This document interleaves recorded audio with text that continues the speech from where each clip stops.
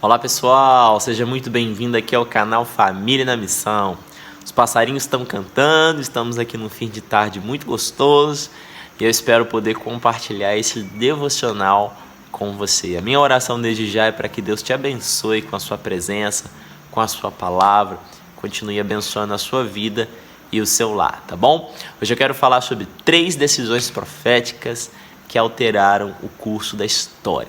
Nós vamos meditar hoje juntos aqui na história de vida de 3 homens e mulheres de Deus que em momentos cruciais das suas vidas tomaram posicionamentos, fizeram decisões e escolhas difíceis, mas tais decisões mudaram não apenas a história das suas vidas, mas também das futuras gerações. Fica aqui até o final desse vídeo, eu tenho certeza que você vai ser inspirado por essas histórias, tá bom? A primeira pessoa que nós vamos meditar é um pouquinho da história de vida de Judá. Você já ouviu, por exemplo, a expressão que Jesus é o leão da tribo de Judá? Você já se perguntou o porquê dessa expressão? Algo que eu sempre me perguntei, na verdade, é por que Judá está presente na genealogia de Jesus. Quando a gente medita lá no Evangelho de Mateus, nós vemos Judá lá na genealogia de Jesus. Agora a questão é o seguinte: Deus é o Deus de Abraão, de Isaac e de Jacó. Nós temos lá Abraão, Isaac e Jacó na genealogia. Agora quando chega em Jacó, Jacó tem 12 filhos, as 12 tribos de Israel. Por que a genealogia de Jesus corre por Judá e a sua geração? Por que não dos outros irmãos? Por que Judá foi o escolhido? Essa sempre foi a minha pergunta. E um dia meditando na palavra, no livro de Gênesis, o Espírito Santo ministrou algo muito profundo e profético ao meu coração. E eu quero compartilhar com você nessa hora. Se a gente procurar o perfil de cada um dos irmãos, nós vamos ver erros e acertos. E talvez o irmão assim que mais chame a atenção é José, que é levantado em um lugar de autoridade no Egito, que é um homem que tinha um temor de Deus. José traz descanso ao seu pai nos últimos dias da sua vida. José participa do plano e propósito ali, livrando a sua família em um momento de falta de alimentos sobre a terra e dando mantimento à sua parentela. Mas, queridos, tem algo na vida de Judá que para mim é um momento que abre uma janela celestial, uma janela profética, e Judá toca o céu, toca ali o coração de Deus de uma forma muito profunda. A vida de Judá, na verdade, é marcada de alguns erros. Em Gênesis capítulo 38, nós temos um capítulo inteiro falando de uma relação ilícita de Judá com a sua nora. Mas não foi esse erro que definiu a história de Judá, porque mais à frente, ao curso da história, nós vemos algo tremendo. Isso está descrito em Gênesis 42, 43 e 44. O quê? Nós temos um período de fome sobre a terra, José está governando no Egito. Os irmãos de José são enviados por Jacó ao Egito para que buscasse mantimento. E dentro dessa primeira ida ao Egito, eles recebem uma palavra de José dizendo que eles só retornariam se eles levassem Benjamim, o então irmão caçula de José. José pergunta especificamente sobre Benjamim e eles recebem aquela palavra. Quando eles dão essa boa nova para Jacó, dizendo que conseguiram os mantimentos, mas que eles só retornariam ao Egito, levando a Benjamim, Jacó disse que eles não retornariam mais, porque ele não queria perder um novo filho, assim como ele havia perdido José até então. Queridos, mas o tempo vai passando, a comida vai acabando e eles precisam retornar ao Egito. Então existe ali um concílio familiar para aquela tomada de decisão. E naquele momento, Rúben, como filho primogênito, ele se levanta no meio dos seus irmãos e ele fala o seguinte: pai, eu assumo a responsabilidade pela vida de Benjamim. Se eu não trouxer Benjamim de volta, que o Senhor mate um dos meus filhos. Olha só, ele coloca a vida dos seus filhos como um penhor para aquela responsabilidade que ele estava assumindo. Jacó desconsidera, ele fala que ele não queria, que assim não seria, e a vida segue. Só que o mantimento acaba e agora era urgente eles retornarem ao Egito. E é nesse momento que o coração de Judá ele se derrama e ele se posiciona de uma forma muito profunda. Judá diz para o seu pai o seguinte: pai, eu assumo a responsabilidade pela vida de Benjamim e da minha mão o Senhor vai requerer isso. E eles vão ao Egito e quando eles chegam lá, José ele dá o mantimento para cada um deles, ele cria um estratagema para que o seu copo, o copo do governador, estivesse nas coisas de Benjamim, e ele cria uma estratagema para que Benjamim ficasse retido da terra. Ele diz que agora todos estavam liberados, menos Benjamim, porque Benjamim precisava ficar preso no Egito. Nesse momento, Judá ele se levanta e ele faz algo que mesmo sem saber, Ele estava tendo uma identificação com a obra de Cristo na cruz do Calvário, é isso mesmo. Judá, ele se coloca diante de José e ele diz o seguinte: olha, eu fiz um trato com meu pai, e eu, como irmão mais velho, eu quero oferecer a minha vida pela vida do meu irmão mais novo. Que Benjamim receba liberdade da sua pena, da sua culpa, e eu fique preso no seu lugar, que eu sofra as consequências do erro dele. Sabe, naquele momento o Judá, ele toca os céus, porque a palavra diz que Jesus é o filho primogênito, é o filho mais velho de uma família de muitos irmãos. Jesus, como justo, ele toma o nosso lugar pelos nossos pecados para que a gente recebesse liberdade e vida. Naquele momento, ao renunciar à sua própria vida para que seu irmão mais novo tivesse liberdade, Judá toca o exemplo de Cristo e ele entra ali na história profética da genealogia de Jesus. Em Gênesis capítulo 49, nós vemos Judá orando e abençoando cada um dos seus filhos. E quando ele chega na vez de Judá, ele diz: Judá, tu és um leãozinho, o cetro não se apartará de geração em geração da sua casa. E ali ele já profetiza a vinda do leão da tribo de Judá, Jesus, a partir da tribo de Judá. Sabe, não foram os erros de Judá que definiam a história profética da sua vida, mas a decisão que ele tomou em um momento crucial de obedecer, de fidelidade, de renúncia, de amor, né? Sabe, queridos, eu queria te dizer, talvez não sejam erros do passado que vão definir a sua história em Deus, mas aquilo que você constrói hoje está produzindo uma história profética que pode tocar e afetar gerações. Se você ficar até o final, você ainda vai ouvir mais 2 histórias aqui proféticas. Eu quero falar um pouquinho de Ruth. Ruth era uma moabita. Queridos, a história de Noemi é uma história triste, porque ela perde o esposo e os seus 2 filhos morrem, de forma que ela só fica com as suas 2 noras. E depois que seus 2 filhos morrem, Noemi faz ali uma reunião com Orfa e com Ruth.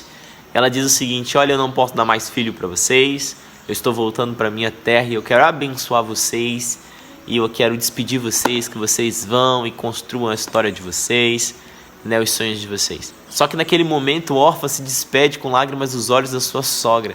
Porém, a atitude de Ruth naquele momento é surpreendente. Ela olha para aquela mulher que agora era uma viúva e uma mãe enlutada que perdeu os seus 2 filhos, e ela se compadece, ela se coloca no lugar e ela tem uma atitude de fidelidade poderosíssima. Ruth vira para Noemi e diz: olha, aonde fores eu irei, o teu Deus será o meu Deus. Sabe, eu não vou me apartar de você, eu vou cuidar de você, eu vou estar contigo no pior momento da sua vida. Ruth estava dizendo: eu abro mão dos meus sonhos como uma jovem, eu abro mão de casar de novo, eu abro mão de escolhas pessoais minhas para cuidar de você, na sua dor, no seu luto, na sua perda, na sua vulnerabilidade. Sabe, e a história corre e aquela mulher luta, batalha para levar ali o sustento para sua família, agora, né, Noemi, a sua família, e até que certo dia, nos campos de Boaz, ela se enamora de Boaz, gera uma aliança com Boaz e eles casam. E não apenas existe uma restituição de terras, não apenas ela fica financeiramente bem agora, estável, não apenas uma restituição ali acontece da parte do Senhor, mas o fruto desse relacionamento é que nasce Obed. Obed é o filho de Ruth e de Boaz. E você sabe quem foi Obed?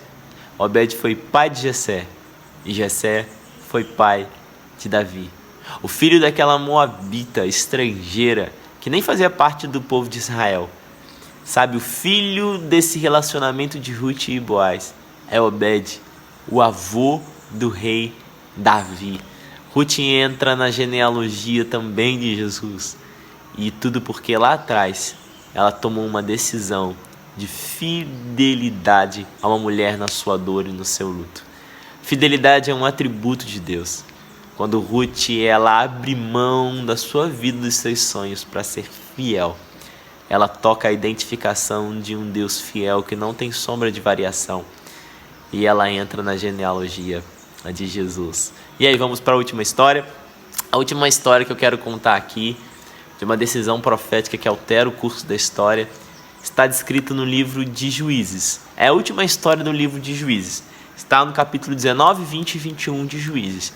E quer dizer, é uma história muito triste, uma história, na verdade, impactante que acontece ali no livro de Juízes, que é de um homem, um levita, que tem a sua concubina abusada e ela é morta em uma cidade chamada Gibeá, da tribo de Benjamim.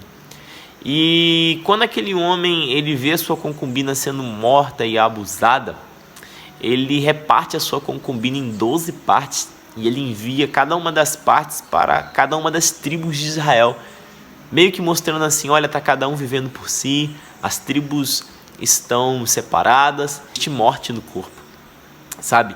E diz que cada uma das tribos recebe um pedaço daquela mulher e entende que uma maldade muito grande tinha sido cometida em Israel. E o povo de Israel, como um só, se une para fazer justiça àquela situação. E nós vemos mais de 400 mil homens de guerra se reunindo para cercar Gibeá e inquirir quem foram aquelas pessoas que fizeram aquele ato de maldade. Sabe, Gibeá não quis entregar aqueles homens que eles chamaram de homens de Belial, mas na verdade toda a tribo de Benjamim se reuniu para fazer guerra contra todo o restante de Israel. E nós temos ali 3 dias de batalha dura. E nos 2 primeiros dias nós temos aqueles 400 mil homens de guerra perdendo a batalha para um número muito menor, que era a tribo de Benjamim. Mas no 3º dia eles criam ali uma emboscada e praticamente toda a tribo de Benjamim é dizimada. E sobram apenas 600 homens que vão se esconder numa torre. E naquele momento em que eles estavam perseguindo aqueles homens, de repente uma convicção vem sobre todo o povo de Israel.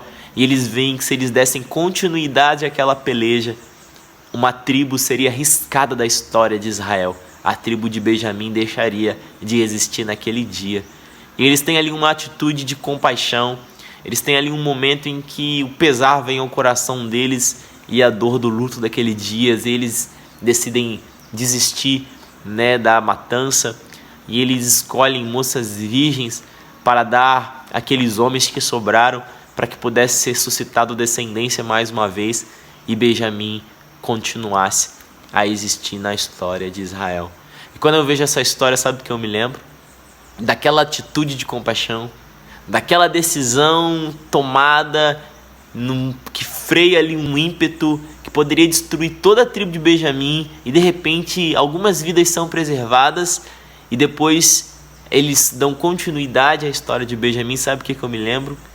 Filipenses capítulo 3, versículo 5, quando o apóstolo Paulo está falando da sua linhagem, da sua história, e ele diz o seguinte: eu, circuncidado ao 8º dia, da tribo de Benjamim. A tribo de Benjamim que quase foi extinta, ela provê para o Senhor um dos maiores missionários que já passaram por essa terra. Queridos, uma decisão profética que alterou o curso da história. Eu queria te dizer que hoje, decisões que eu e você tomamos, elas podem alterar não só o curso da nossa história, mas da história de gerações à frente. Eu quero orar com você nessa hora. Pai, em nome de Jesus, derrama o Teu Espírito sobre cada pessoa que está assistindo este devocional. E que a história desses homens e mulheres venham nos inspirar a tomar decisões chaves, decisões proféticas de fidelidade à Tua palavra, que venham, Senhor, alterar o curso da história, que venham influenciar e construir um legado para gerações. Se alguém está assistindo esse vídeo e está debaixo de um jugo de condenação de erros do passado, eu quero declarar um tempo de liberdade, um tempo de mudança de coração e de mentalidade, e declarar no nome de Jesus, meu irmão, minha irmã, não são os teus erros que definem quem você é, mas são as escolhas de obediência e de fidelidade a Jesus Cristo que estão escrevendo a sua história. Tu és Espírito Santo, Redentor da nossa história. Vem escrever nas nossas vidas a história de Deus em nós. No nome de Jesus nós oramos e agradecemos. Amém.